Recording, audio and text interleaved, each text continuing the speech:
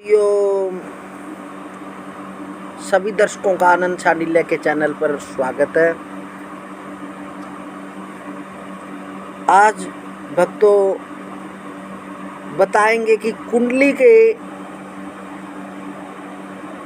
किस भाव से किस दिशा का विचार किया जाता है और हमारी कुंडली का जो प्रथम भाव, द्वितीय, तृतीय, चतुर्थ जो भी 12 भाव हैं वह किस दिशा से विचार किया जाता है।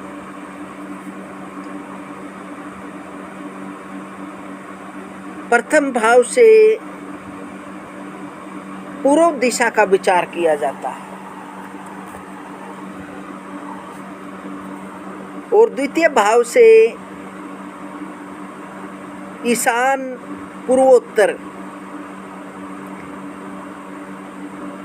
उत्तर और पूर्व के बीच का कोण द्वितीय भाव से जाना जाता है।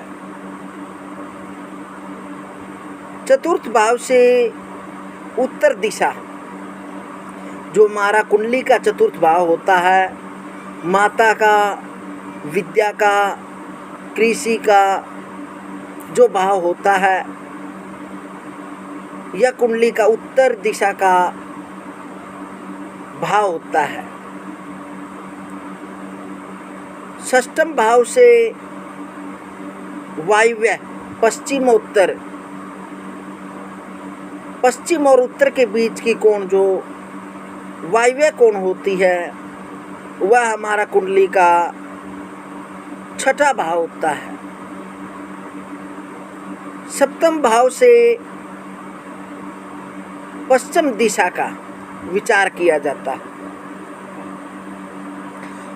अष्टम भाव से नैऋत्य, दक्षिण, पश्चिम, दक्षिण और पश्चिम के बीच का जो कोण होता है, नैऋत्य कोण, वह भाव अष्टम भाव कुंडली का विचार किया जाता है।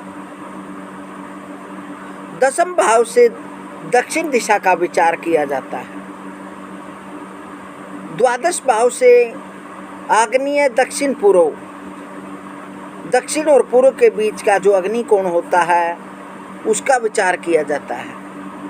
इस प्रकार से हमारी जो जन्म कुंडली होती है उसमें दिशाओं का आवेश होता है और कुंडली में दिशा जानना बहुत ही आवश्यक है।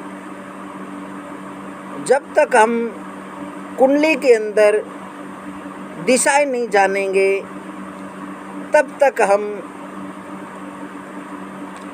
किसी के भाग्य उदय या कोई भी शादी संबंधी प्रश्न है या विवाह संबंधी प्रश्न है या भाग्य उदय का प्रश्न है या कारोबार का प्रश्न है, हम नहीं जान सकते। क्योंकि जैसे जब भी